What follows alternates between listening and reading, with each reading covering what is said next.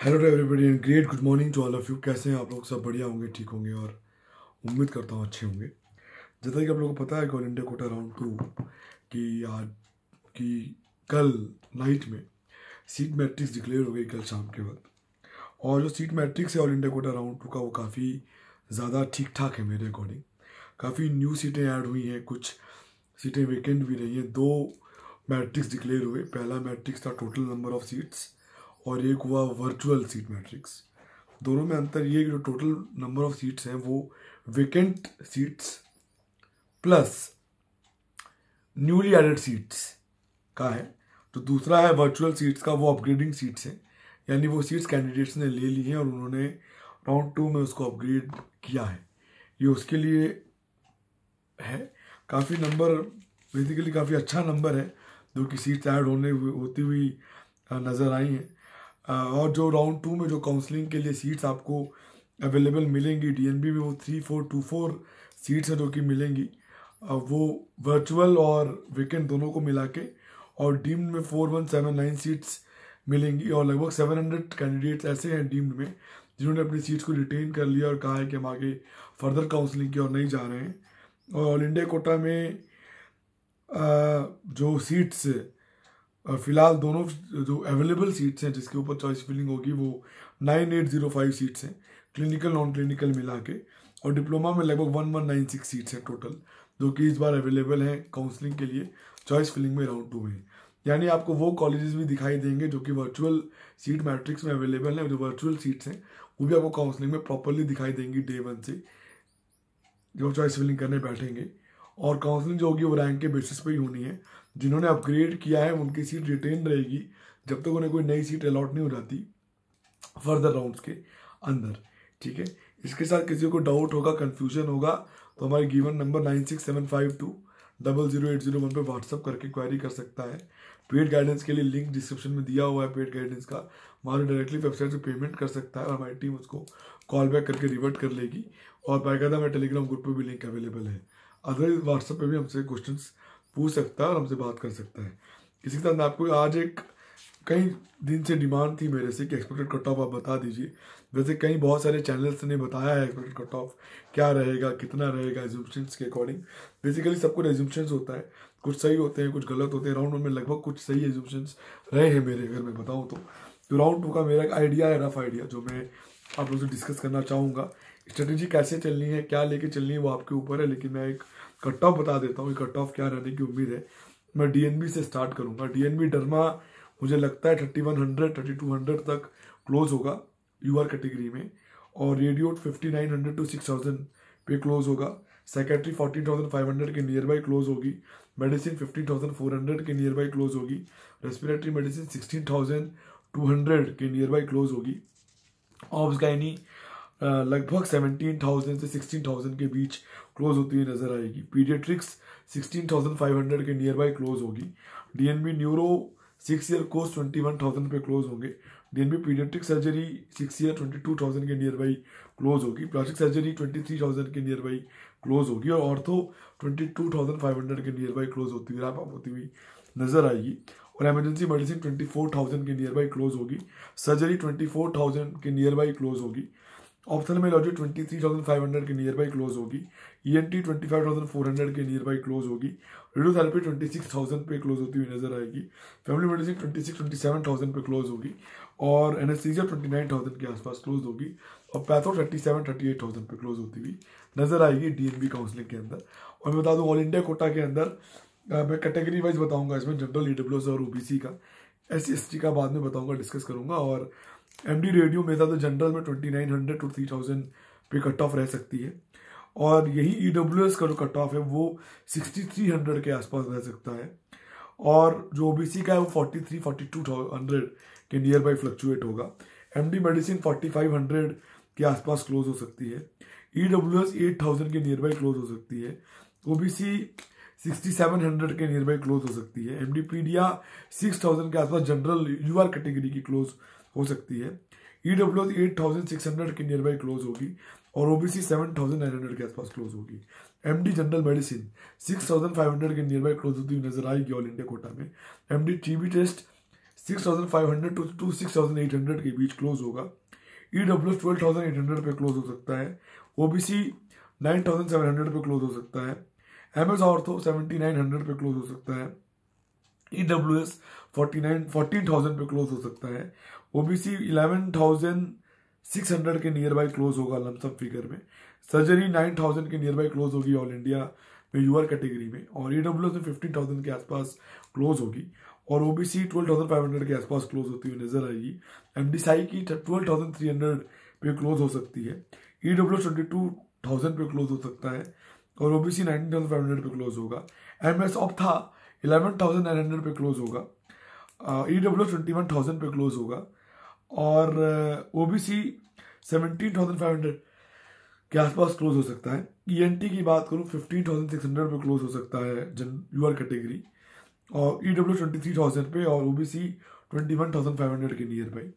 MD radiotherapy 18,500 के आसपास close होगा ऑल इंडिया में, और EWS में 25,000 के आसपास क्लोज हो सकता है, OBC में 22,000 पे क्लोज होगा।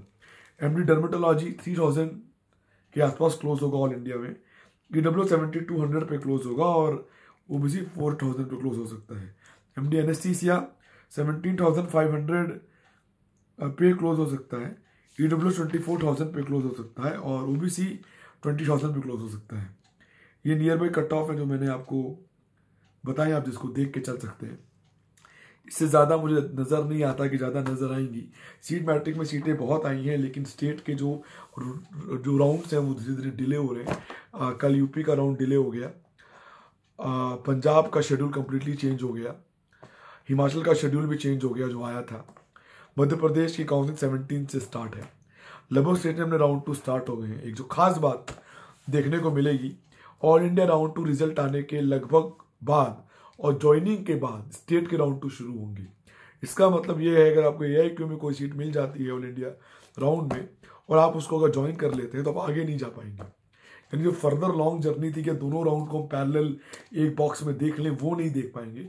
अब राउंड 1 की सीट को कैरी करते हुए तो ऑल इंडिया राउंड 2 को देख लेंगे, क्योंकि जो रेजिग्नेशन है वो रूल के अकॉर्डिंग 2 दिन पहले होना है बहुत सारी स्टेट्स का। बहुत सारे स्टेट में रूल्स ऐसा भी है कि आपने सीट ली, छोड़ दिया, बाहर काउंसिलिंग से बाहर हो जाएंगे। Like Telangana, like Madhya Pradesh, like Andhra, ये ऐसे स्टेट्स हैं। लाइक वेस्ट बंगाल, आपको कॉलेज अलॉट हुआ, आपने कॉलेज ज्वाइन किया, और फिर आप कॉलेज डिजाइन करेंगे, एंटायर काउंसलिंग से आप बाहर हो जाएंगे उन कंसर्न स्टेट्स की जिसमें आप सीट नहीं ले पाएंगे। कुछ स्टेट हैं जो कि वे ऑफ देती हैं राउंड 2 में भी। यूपी के अंदर जो डेट दी हुई है 8 की ये रेजिग्नेशन की लास्ट डेट है, उसके बारे में कोई नोटिस नहीं आया है, लेकिन शेड्यूल चेंज हुआ है, तो ये अज्यूम किया जा रहा है कि यूपी के अंदर भी रेजिग्नेशन का मौका काउंसलिंग शुरू होने से 2 दिन पहले तक आपको मिलता हुआ नजर आएगा। इसी के साथ बिहार का शेड्यूल ऑलरेडी डिक्लेयर है विलिंगनेस का, लेकिन उम्मीद करते हैं कि वो भी डिले होगा। और राजस्थान का शेड्यूल भी ऑलरेडी ऑन फ्लोर पे है, जो कि ऑलरेडी चल रहा है राजस्थान राउंड 2 का भी चांसेस। तो इस टाइम काफ़ी ज़्यादा चांसेस है। एक बात मैं आपको और ख़ास बात बता दूं, मॉपअप राउंड में NRI कोटा की जो सीट्स हुआ करती थी ऑल इंडिया में, वो जनरल में कन्वर्ट हो जाएंगी। यानी मॉपअप राउंड में NRI कोटा की सीट्स काउंसलिंग में मौका मिलेगा चेंज करने का, नहीं मिलेगा बोलना मुश्किल है जनरल से इंडियन से NRI में। इस बार कल ही रात एक कन्वर्जन लिस्ट भी आई जिसमें NRI कैंडिडेट लगभग 240 के आसपास है, पहले लगभग 450 के आसपास है। इस बार NRI कैंडिडेट थोड़े ज़्यादा देखने को मिले हैं, लेकिन उसके बाद भी जो वेकेंट सीट्स देखने को मिली NRI में, काफ़ी सीट्स क्लिनिकल में खाली हैं। तो इसका फ़ायदा मॉपअप राउंड में जाके हो सकता है अगर ये सीट्स नॉर्मल में कन्वर्ट होती हुई नजर आई कुछ कंसर्न कॉलेजेस की तो। और स्टेट के पेनल्टीज बहुत हैं। राउंड 2 को सोच समझ के प्ले कीजिएगा। राउंड 2 में फाइनेंशियल लॉसेस बहुत होंगे। आप फाइनेंशियल लॉस करना भी चाहेंगे तो भी आपको राउंड 2 देखने का मौका नहीं मिलेगा स्टेट्स का, तो ज़बरदस्ती लॉस करने का फायदा नहीं है। राउंड 2 के एज्यूम्पशंस आपको अभी से लगा लेने हैं। अगर आप बॉर्डर पे हैं, एज पे खड़े हैं, तो ऑल इंडिया लें या नहीं लें, कॉल्स आपकी होंगी। सोच समझ के डिसीजन लीजिए, सोच समझ के सलाह लेके आपको एक्शन करना है। जिन्हें स्टेट में सीट मिल गई और वो स्टेट की सीट से कहीं ना कहीं सेटिस्फाइड है, तो मैं उनसे रिक्वेस्ट करूंगा कि वो इधर उधर हाथ पर ना मारें, नहीं उधर उधर जाने की कोशिश करें। वो स्टेट में उनको सीट मिल गई तो उससे कंसंट्रेट करें, उसी को काउंसलिंग को कंटिन्यू करें तो ज़्यादा बेटर रहेगा। ऑल इंडिया में चांस लेना चाहें तो ले ज़रूर सकते हैं, लेकिन सीट मिली और छोड़े तो वो सीट वेकेंट होगी और बाकी सीटें मॉपअप में आएंगी, जिससे मॉपअप थोड़ा सा इंटरेस्टिंग बन जाएगा। मॉपअप में कुछ केसेस में लॉटरी लगेगी, कुछ केसेस में नुकसान होगा। ये एनालाइज आपको करना है कि वहाँ जाना है नहीं जाना है, डीएनबी में कौन से कॉलेजेस लेने हैं नहीं लेने हैं, डीएनबी में एकेडमिक कितना ज़रूरी है, पेशेंट कितना ज़रूरी है, लोड वो देखना ज़रूरी है। साथ में एक चीज़ और है, पासिंग रेट नाम की चीज़ होती है, उसको भी ज़रूर कंसीडर कीजिएगा, मेरी रिक्वेस्ट है। ऑल इंडिया में कुछ सीट मिलने से कुछ स्टेट्स के अंदर रेजिग्नेशन होगा, तो जो बैक रैंकर्स हैं उनको कंसर्न स्टेट्स में फ़ायदा होने की प्रोबेबिलिटी बढ़ेगी और चांसेस बढ़ेगी। डीम्ड के अंदर भी मैं बोलूँ तो चांसेस बढ़ने के आसार हैं कि डीम्ड के अंदर भी कुछ सीट्स में बेनिफिट मिलता हुआ नजर आएगा ऑल इंडिया में भी और स्टेट काउंसिल में। वो डिपेंड करता है कि आप उसको कैसे लेके चलते हैं। रिवाइज कट ऑफ भी हो सकता है कि 10-15 दिन के अंदर रिवाइज कट ऑफ की डिटेल्स भी डिक्लेयर हो जाए after all India quota round 2 के रिजल्ट के बाद। तो ये भी कहीं ना कहीं थोड़ा सा एक रहेगा कि मॉपअप में वो कैंडिडेट्स भी रहेंगे, काउंसलिंग रैंक के बेसिस पे होनी है, लेकिन जो वहाँ जो एनआरआई का वेट कर रहे हैं कि एनआरआई में कन्वर्ट होगा, उनके लिए दिक्कतें बढ़ने के चांसेस मेरे अकॉर्डिंग ज़्यादा हो सकते हैं। और इसी के साथ लगभग मैं आपको ये बता दूं, अगर आप बैंक रैंकर भी हैं और आपका बजट अच्छा है, यानी फीसेस ज़्यादा पे करने के लिए कैपेबल हैं, तो भी बहुत सारी स्टेट्स हैं जहां आप चीज़ों को अवेल कर सकते हैं, चीज़ें मिल सकती हैं, उनको आप ट्राई करने के लिए एलिजिबल रहेंगे, लेकिन फीसेस थोड़ी महंगी होंगी। यानी दो चीज़ जिसकी फी 30 लाख पर ईयर, बाद में 50 लाख पर ईयर होने के चांसेस हैं। मैं एक डिस्कशन और करना चाहूँगा, एनएमसी का एक नोटिस आया था फीस को लेकर, जिसमें डिस्कस किया गया था कि 50% जो सीट्स हैं वो गवर्नमेंट की फीस पे दी जाएंगी। जी एकदम सही है वो ऑर्डर, लेकिन वो ऑर्डर इस साल के लिए एप्लीकेबल नहीं होगा, वो अगले साल से होगा। अगले सेशन से उसके होने के चांसेस ज़्यादा हैं, मुझे इस साल होते हुए नज़र बिल्कुल भी नज़र नहीं आ रहे। मेरे अकॉर्डिंग इस साल बहुत नेग्लिजिबल चांसेस हैं। और एक बात मैं आपको और बताऊंगा, अगर आपको स्टेट में कोई सीट मिली है और वो अच्छी सीट है, तो उसको छोड़ के ऑल इंडिया का रिस्क लेना सजेस्टेबल नहीं है। बाकी आपकी मर्जी, मेरा काम समझाने का है, जो मैं समझा रहा हूँ, बाकी आप माने नहीं माने वो आपके ऊपर है। और जो एज्यूम्पशंस मैंने बताए, ये एक्सपेक्टेशंस हैं, इनमें +1000 और -1000 और 1500 रैंक्स हो सकती हैं, थोड़ी बहुत ऊपर नीचे फ्लक्चुएशन हो सकता है। We are just assume the things after the seeing the matrix analysis of the complete seat matrix. मैं ओवरऑल कहूँगा मैट्रिक्स काफ़ी अच्छा है, ठीक ठाक मैट्रिक्स है। जितनी नेगेटिव शिफ्ट देखने को मिली या जितना ज़्यादा हर्डलनेस या हौच पौच लगी काउंसलिंग, उतनी ज़्यादा सीटें नहीं मिली। लेकिन कुछ इंस्टीट्यूट्स की सीटें बहुत पहले रिटेन हो गई हैं, जो कि बड़े इंस्टीट्यूट्स थे, उनकी उम्मीद पहले से थी कि वो रिटेन होंगे, लेकिन वो रिटेन हुए, कुछ वापस भी आए। राउंड 2 में कुछ सीटें डीएनबी में न्यूली ऐड भी हुई, जिसकी वजह से कुछ कॉर्पोरेट्स खाली होंगे डीएनबी के अंदर, तो आप वो उसको अवेल आउट कर सकते हैं। कॉर्पोरेट लेना खराब नहीं होता, ये कोई नहीं कहता कॉर्पोरेट लेना खराब है, मत लीजिए, ऐसा नहीं है। कैंडिडेट्स के बीच बहुत सारे एज्यूम्पशंस चलते हैं, टेलीग्राम यूनिवर्सिटी में बहुत सारे डिस्कशंस होते हैं, बहुत सारे प्रोफेसर्स वहाँ पर टेलीग्राम में जो कैंडिडेट प्रोफेसर बने हुए हैं बहुत सारी चीज़ें बताते हैं, समझाते हैं, जिसमें से कुछ बातें बहुत मिसमैच होती हैं, कुछ बातें प्रैक्टिकलिटी से कुछ लेना देना नहीं होता। जिन्हें राउंड 1 में सीट्स मिली उनको बताया गया बहुत ख़राब थे, जब वो कॉलेजेस पहुँचे, इंस्टीट्यूट पहुँचे, उन्हें अच्छा लगा, एटमॉस्फेयर ठीक लगा, फ्रेंडली एनवायरनमेंट लगा, यही मेन चीज़ होती है।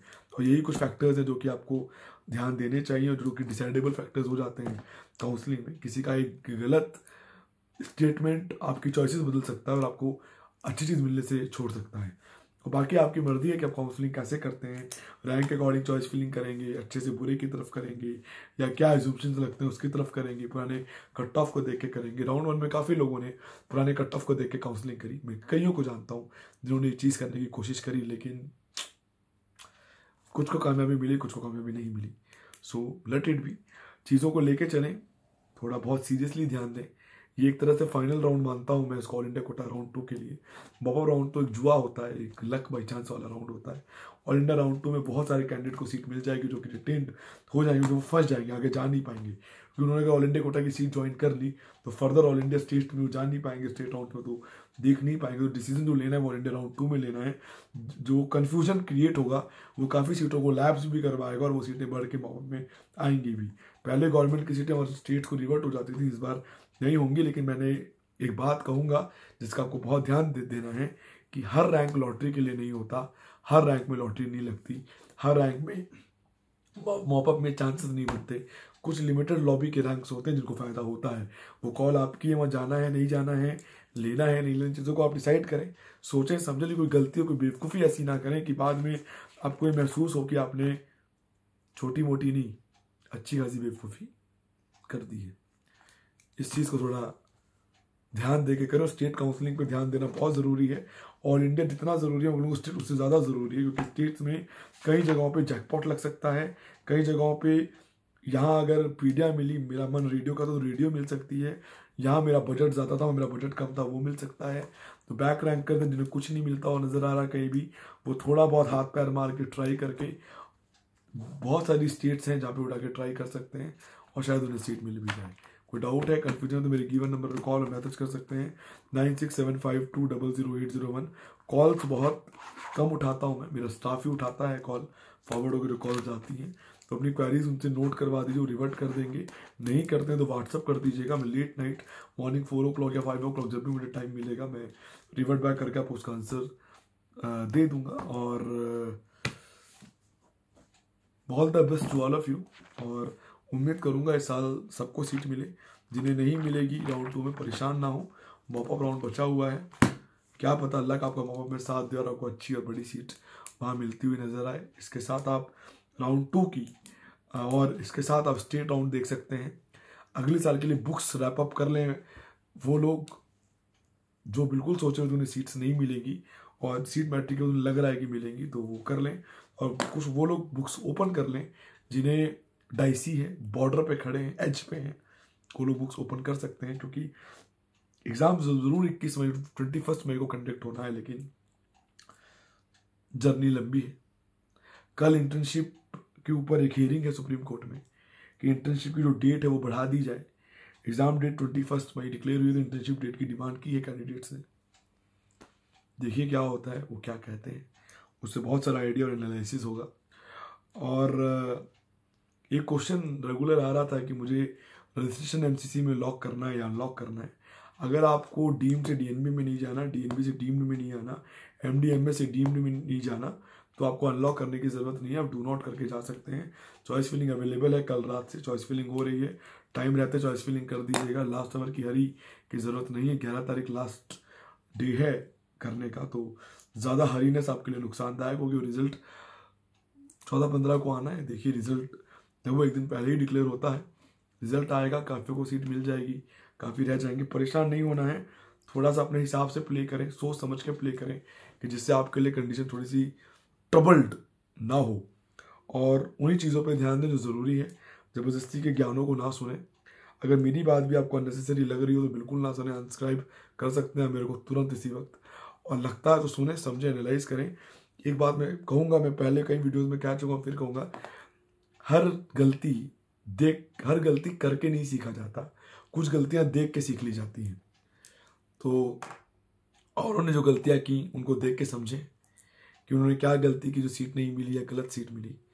और हर गलती करके सीखेंगे तो ज़िंदगी बहुत छोटी है और गलतियां बहुत ज़्यादा हो जाती हैं। इसलिए थोड़ा सा इस चीज़ को ध्यान देना ज़रूरी और अनिवार्य हो जाता है मेरे according. So bye bye, take and have a great day. 9675200801 9690796426 careerexpert.co.in हमारी वेबसाइट है।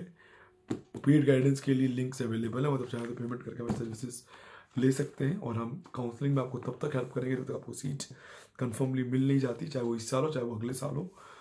We are assist you till end until you will not get the college for sure. So bye bye, take care, have a great day, bye bye.